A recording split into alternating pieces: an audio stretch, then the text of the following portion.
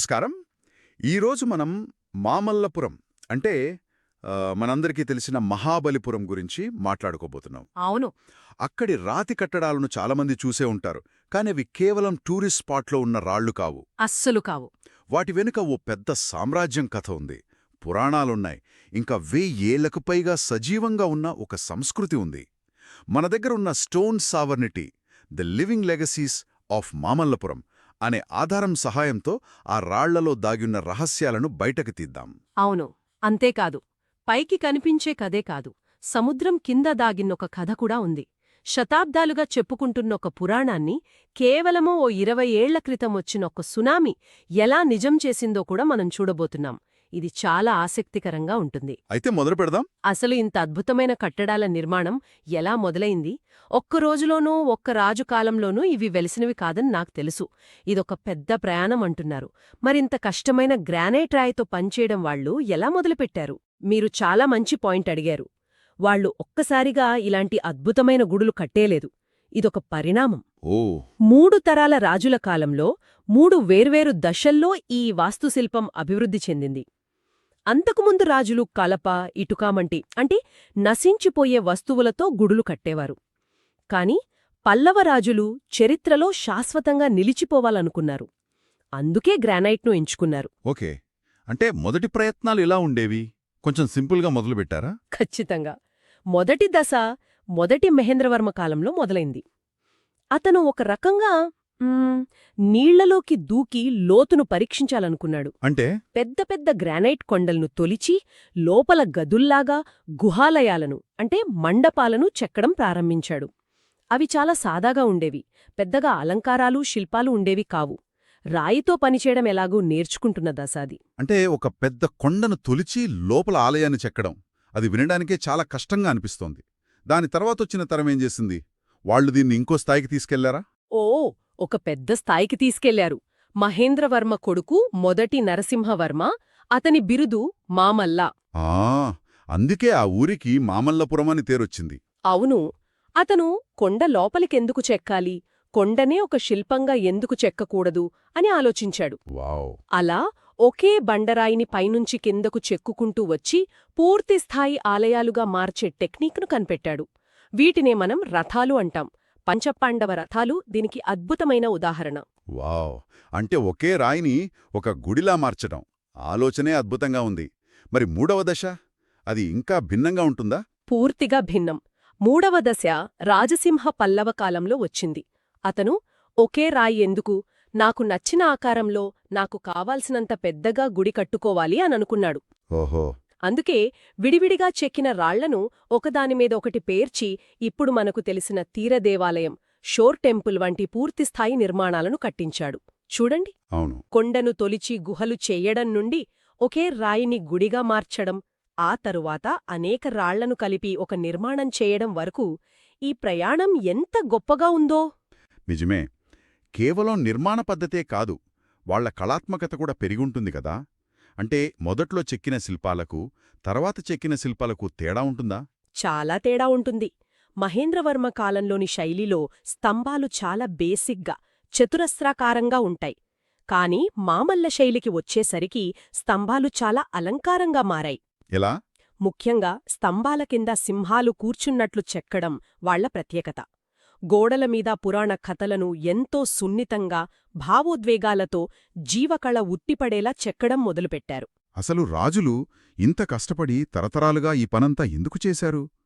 కేవలం దేవుడి మీద భక్తితో పూజలు చేసుకోవడానికేనా, లేక దీని వెనక ఇంకేదైనా పెద్ద కారణం ఉందా? ఇది ఒక రకమైన శక్తి ప్రదర్శనలా అనిపిస్తోంది నాకు. మీరు సరిగ్గా పట్టుకున్నారు. ఇది కేవలం భక్తి మాత్రమే కాదు, అధికారం కూడా. ఇవి మతపరమైన స్థలాలే కాదు, రాజనీతి అధికారానికి, సార్వభౌమత్వానికి చిహ్నాలు. ఓ! ఒక రాజు ఎంత గొప్పవాడో, అతని రాజ్యం ఎంత శక్తివంతమైనదో ప్రజలకు, శత్రువులకు చూపించడానికి ఈ కట్టడాలను ఉపయోగించారు. నిజంగానా? అంటే ఆ కాలంలో రాజులు తమను తాము ప్రమోట్ చేసుకోవడానికి శిల్పకళను ఒక పబ్లిక్ రిలేషన్స్ సాధనంగా వాడారన్నమాట. ఇది చాలా ఆసక్తికరంగా ఉంది. ఏదైనా ఉదాహరణ ఉందా? అద్భుతమైన ఉదాహరణ ఉంది. మామల్లపురంలో గోవర్ధనగిరిని ఎత్తిన శ్రీకృష్ణుడి శిల్పమున్న ఒక పెద్ద పలకముంది. అవును, చూశాను. పురాణం ప్రకారం కృష్ణుడు ఇంద్రుడి కోపం నుండి గ్రామస్తులను కాపాడటానికి కొండను గొడుగులా ఎత్తుతాడు. అయితే కొంతమంది చరిత్రకారులు దీనికి మరో అర్థముందని వాదిస్తారు. అదెలా? వాళ్ల ప్రకారం ఆ శిల్పంలో ఉన్నది శ్రీకృష్ణుడు కాదు, ఒక పల్లవరాజు. తన ప్రజలను వరదల వంటి ప్రకృతి వైపరీత్యాల నుండి రక్షిస్తున్నట్లుగా ఆ శిల్పాన్ని చెక్కించుకున్నాడట. ఓహో! తద్వారా రాజును దేవుడితో సమానంగా రక్షకుడుగా ప్రజల మనస్సుల్లో ముద్ర వేయడానికి ప్రయత్నించాడన్నమాట. అంటే రాతిమీద చెక్కిన ప్రతి శిల్పం వెనుక ఒక కథ, ఒక రాజకీయ సందేశం దాగి ఉందన్నమాట. అద్భుతం. నిర్మాణం, రాజకీయం చాలా ఆసక్తికరంగా ఉన్నాయి. కానీ నేను విన్నంతవరకు ఈ ప్రదేశానికి సంబంధించి ఒక పెద్ద మిస్టరీ కూడా ఉంది. సముద్రంలో మునిగిపోయిన దేవాలయాల గురించి ఒక కథ ప్రచారంలో ఉంది కదా, అదేంటి? అవును. శతాబ్దాలుగా యూరోపియన్ నావికులు మామల్లపురంను 7 పగోడాల భూమి అని పిలిచేవారు.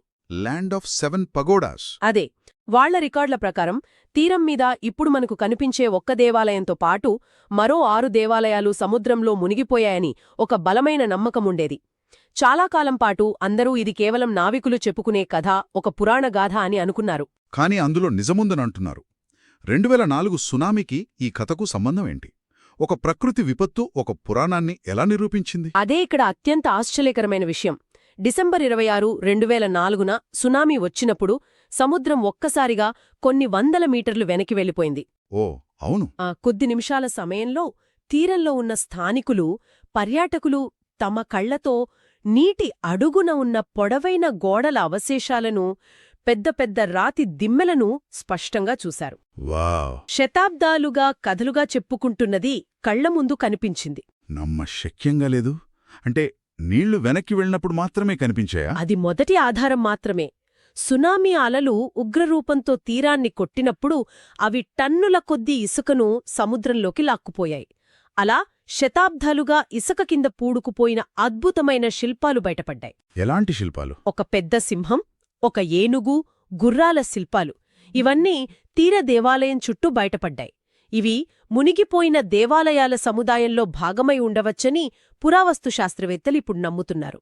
అలా ఒక పురాణ కథకు ఒక ప్రకృతి విపత్తు శాస్త్రీయ సాక్ష్యంగా నిలిచింది. ఇది వింటుంటే ఒళ్ళు గగురుపాటుకు లోనవుతోంది. అక్కడి శిల్పాలు కూడా చాలా ప్రత్యేకం అంటారు కదా. నేను ఆ అర్జునుడి తపస్సు అనే పెద్ద శిల్పాన్ని ఫోటోలో చూశాను. అది అద్భుతంగా ఉంటుంది. అవును. కానీ దాని మధ్యలో ఒక పెద్ద చీలికెందుకుందా అని ఎప్పుడు అనుకునేవాణ్ణి. అది మన పాడైపోయిందా? మీరడిగిన ప్రశ్నలోనే పల్లవ శిల్పుల మేధస్సు దాగి ఉంది. అది డ్యామేజ్ కాదు. ఆ శిల్పఫలకం ఉన్న బండరాయికి సహజంగానే ఆ చీలిక ఉంది. ఓ! పల్లవ శిల్పులు దాన్ని ఒక లోపంగా చూడలేదు. వాళ్లు ఆ చీలికనే తమ కథలో ఒక ముఖ్యమైన భాగంగా మార్చుకున్నారు. గంగావతరణం కథ ప్రకారం భగీరథుడి తపస్సుకు మెచ్చి గంగానది స్వర్గం నుండి భూమికి దిగువస్తోంది. ఓకే. ఆ చీలికకు గంగానదికి సంబంధమేంటి? వర్షాకాలంలో ఆ రాతి చీలిక గుండా నీరు కిందకు ప్రవహిస్తోంది. అప్పుడు చూస్తే నిజంగా ఆకాశగంగ ఆ చీలిక ద్వారా భూమిపైకి దిగువస్తున్నట్లే కనిపిస్తుంది. అద్భుతం. ఆ చీలికకు ఇరువైపులా దేవతలు, గంధర్వులు, నాగులు అందరూ గంగను చూసి ఆనందిస్తున్నట్లుగా చెక్కారు. అంటే వాళ్లు ప్రకృతిని నాశనం చేసి కళను సృష్టించలేదు, ప్రకృతితో కలిసి కళను సృష్టించారు. అద్భుతం. ఆ ఆలోచనే నమ్మశక్యంగా లేదు. ఈ కథలన్నీ ఆ రాళ్లలో బందీ అయిపోయాయి. మరి ఈరోజు మామల్లపురం పరిస్థితి ఏంటి? అది కేవలం పాత రాళ్లతో నిండిన ఒక మ్యూజియంలా మిగిలిపోయిందా? లేక ఆ సంస్కృతి ఇంకా బ్రతికే ఉందా? అస్సలు మ్యూజియం కాదు. మామల్లపురం తన వారసత్వాన్ని చాలా చురుకుగా కాపాడుకుంటోంది. ఇది కేవలం పాత వస్తువులను భద్రపరచడం కాదు, ఆ నైపుణ్యాలను, ఆ కళలను బ్రతికించడం. ఎలా? ఏ విధాలుగా ఆ వారసత్వాన్ని ముందుకు తీసుకెళ్తున్నారు? ప్రధానంగా 3 మార్గాల్లో. మొదటిది శిల్పకళా సంప్రదాయాన్ని కొనసాగించడం. అంటే దాదాపు 1300 సంవత్సరాల క్రితం ఏ నైపుణ్యంతో అయితే ఆ శిల్పాలు చెక్కారో అదే నైపుణ్యం ఈ రోజుకీ మామల్లపురంలో సజీవంగా ఉంది. నేనొకసారి వెళ్ళినప్పుడు ఆ వీధుల్లో సుత్తి, ఉలిచప్పుళ్లు విన్నాను. ఆ శబ్దం వింటుంటే మనం 1300 ఏళ్లు వెనక్కి వెళ్లిన అనుభూతి కలిగింది.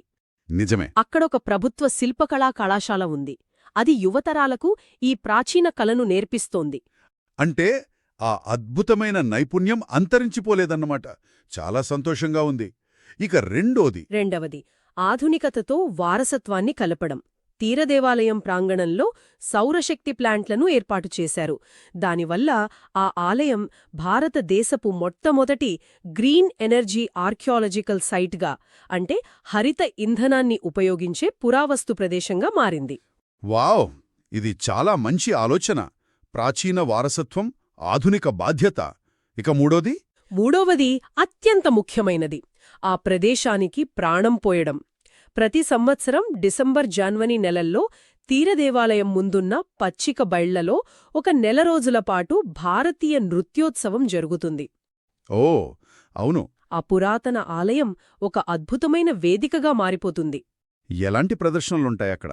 దేశవ్యాప్తంగా ఉన్న ప్రఖ్యాత కళాకారులు భరతనాట్యం, కథకళి, కూచిపూడి వంటి శాస్త్రీయ నృత్యాలు ప్రదర్శిస్తారు. వాటితో పాటు మైలాట్టం, అంటే నెమలి నృత్యం వంటి తమిళ జానపద కళారూపాలను కూడా ప్రదర్శిస్తారు. ఆ రాతి కట్టడాల నిశ్శబ్ద నేపథ్యంలో ఈ నృత్యాలు, సంగీతం ఆ ప్రదేశానికి కొత్త ప్రాణాన్నిస్తాయి.